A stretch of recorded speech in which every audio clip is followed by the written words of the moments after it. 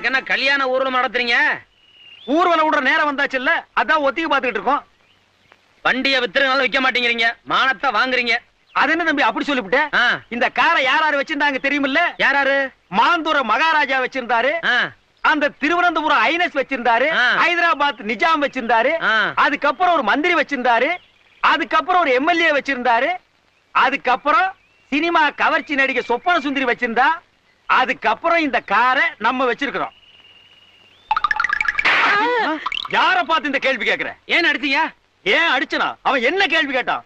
ஏண்டா என்ன பார்த்து ஏன்டா இந்த கேள்வி கேட்டா? சொல்றா. அது ஏன்டா என்ன பார்த்து அந்த கேள்வி கேட்ட? இத்தனை பேர் இருக்காங்களே, கேட்க கூடாதா? சொல்றா. ஐயோ ஐயோ